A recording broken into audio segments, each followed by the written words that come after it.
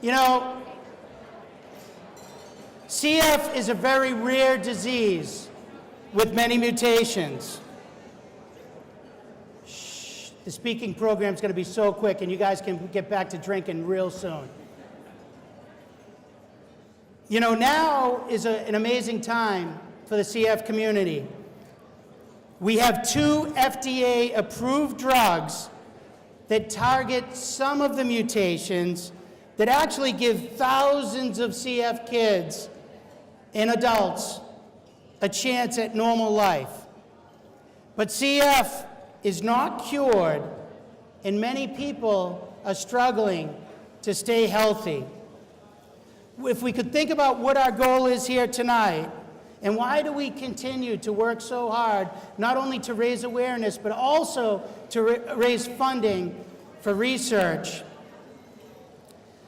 It's so important that we do that because half of the community, half of the CF population is still waiting for a therapy. You know, and as a CF dad, I know firsthand the complexities of CF. I know that we cannot cure this disease on our own, but with partners like all of you, and like so many of the companies that are represented here in the audience, and how about if we have a round of applause for the people that work at the companies that are doing CF research. So many of you are here, and you've been here for years. So thank you so much for that. You truly are angels. You are the partners that are giving the community a fighting chance. So tonight, it gives me great honor.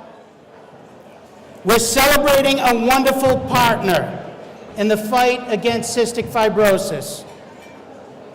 Rob Patten, co-founder and CEO of Stratacuity.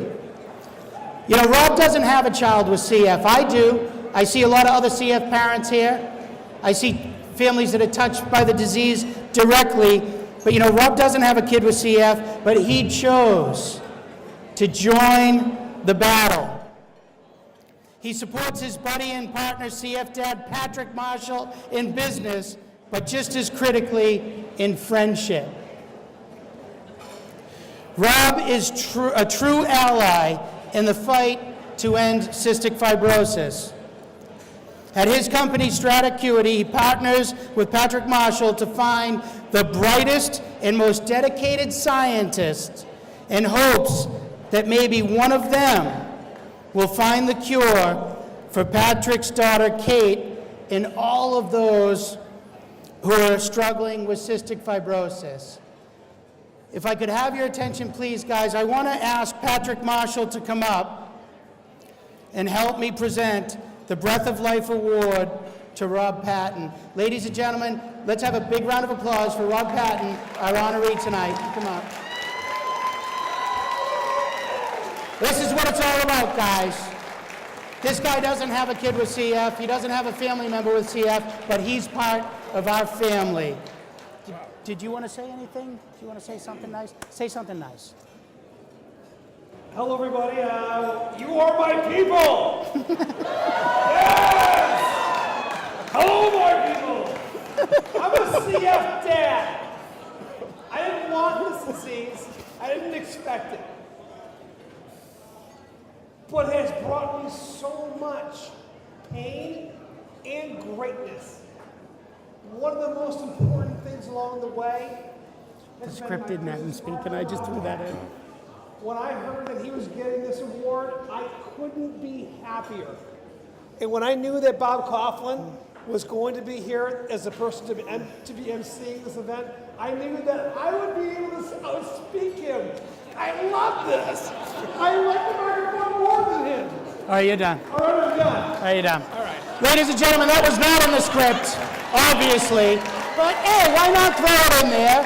Tonight's a night for CF parents. Thank you, Patrick. Ladies and gentlemen, how about a huge standing ovation for Rob Patten from Stratacuity, our honoree of the year.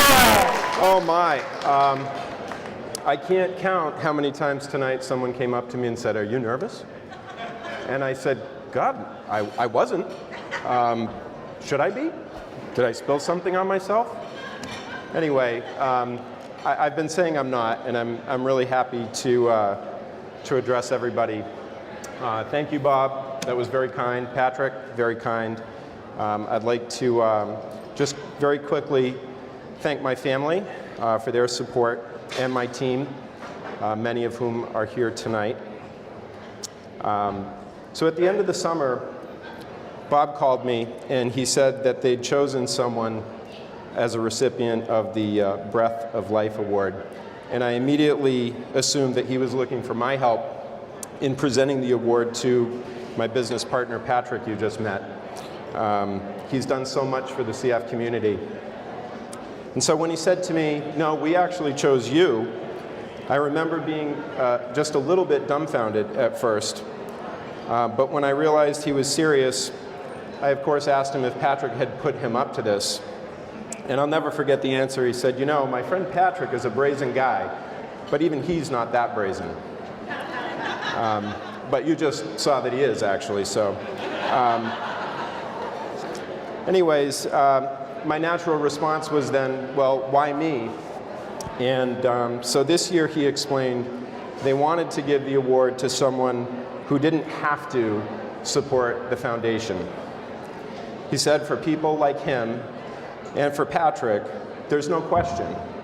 Every day they wake up and the first thing they think about is how are they going to save their child from this horrible disease. And then he said, because I'd been doing this for so long by choice, they wanted to recognize me. And so I stopped questioning him at that point. I said, Bob, yeah, I get it. In that case, then I think you've chosen very, very wisely.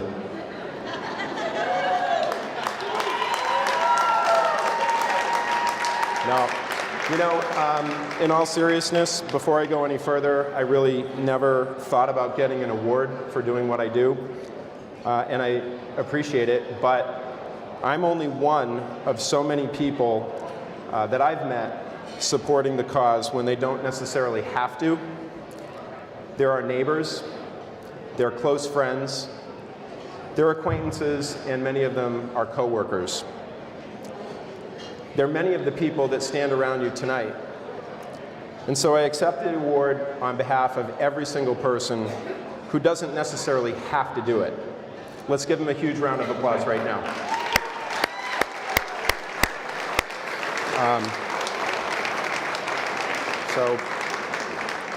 So I'll tell you why I got involved and took on the mission. I met my crazy friend Patrick as a coworker at a recruitment company about 20 years ago. And this was before he and Martha were pregnant with their first child, who they named Kate. And so many of you know Kate because this remarkable young lady was standing right here at this podium 1 year ago. I remember back to how excited they were. And when Kate was born, it was a truly magical thing. But it wasn't long after that they started to notice some things just weren't right.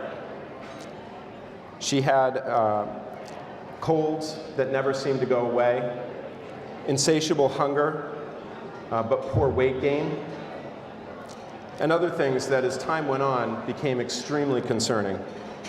And it wasn't until Kate was 8 or 9 months old, and after numerous visits to the doctor, that her physician would make a house call and put together all the pieces so that she was diagnosed with cystic fibrosis. So in retrospect, it definitely wasn't a minute too soon. She wasn't doing well at that time. And so Patrick and Martha really had no idea at all what CF was or what it would mean for their family. But they quickly realized that this wasn't going away. There was no one to blame. And so in the months following Kate's diagnosis, they picked themselves up and they summoned the strength to formulate a plan to give Kate the best care they could possibly give her, and a plan to make a difference in the lives of everyone with cystic fibrosis.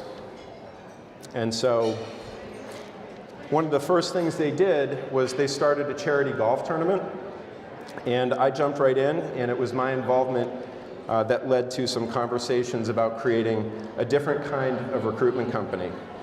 It would be a science-focused company with a top priority on corporate social responsibility.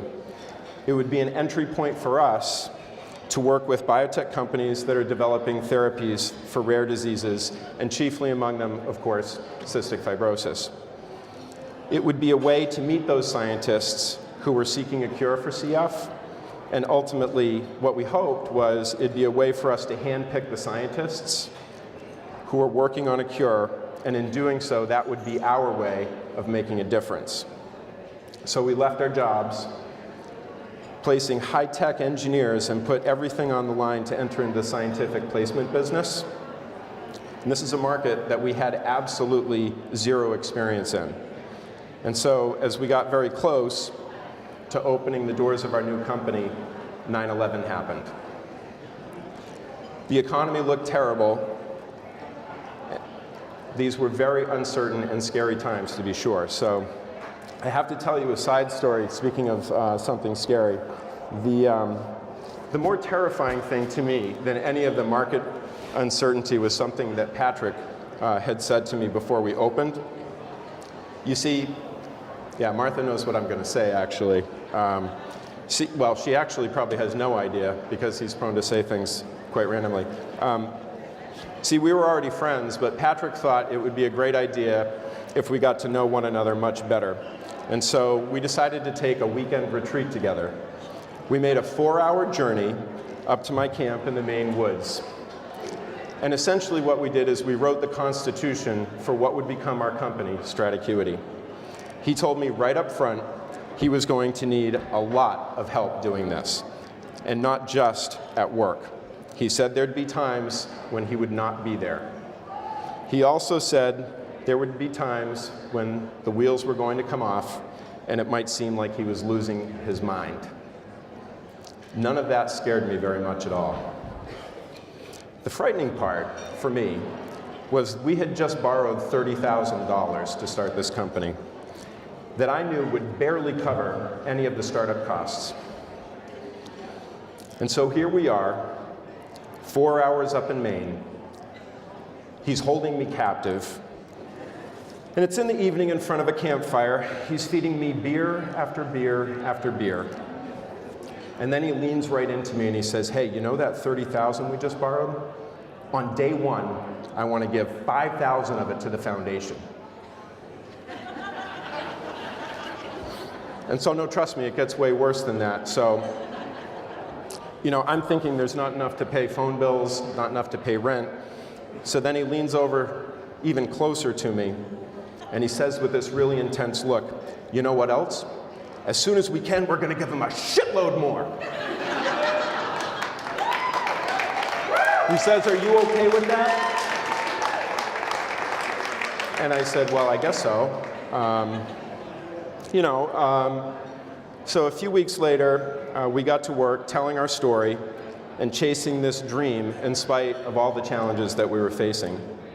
And business was tough. I remember it well. We worked hard, and we held true to our mission of giving, even when it hurt.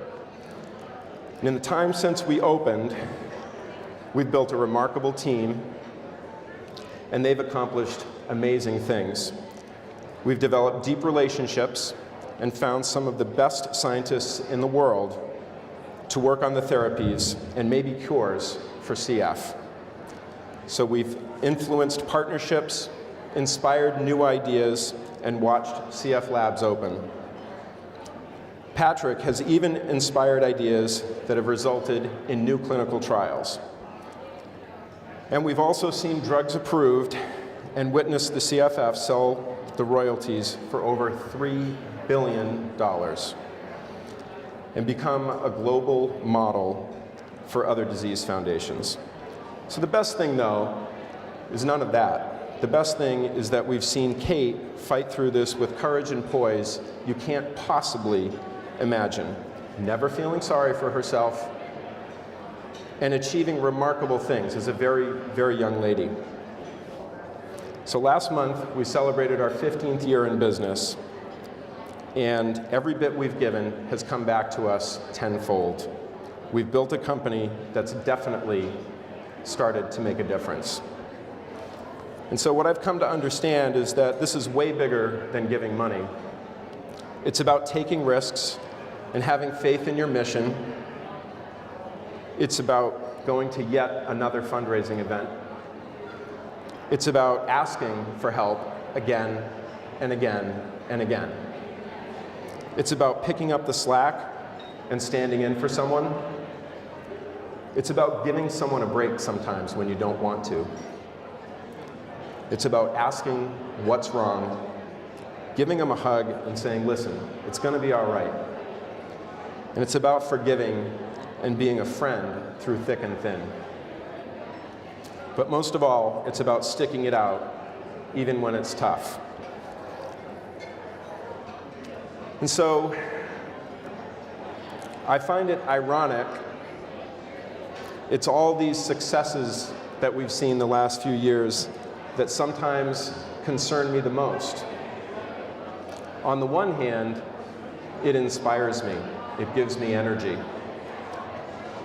But on the other hand, like so many others who've been in this fight for so long, I'm fatigued. It's a real thing for everyone who's fundraised for so long. And with all the recent success, I fear we may underestimate the challenges that lie ahead. And I have to tell you something that might be a little bit tough to hear, possibly not so PC. I didn't get Bob's approval to say any of this, but says go ahead. You know, despite everything that we've accomplished, around 55% of the CF community still has no treatment like Orkambi. And so they continue to wait and watch as the health of their loved ones deteriorates. And while Kate's medicine has delivered many, many, many benefits, she's far from cured. So we hope that Orkambi would mean the end of hospitalizations, decreased medications for Kate, but she still spent nearly 2 weeks in the hospital this past year. She takes over 45 pills and spends 2 hours on breathing treatments and physical therapy each and every day. And so this is not really the life that anybody wants for their 17-year-old.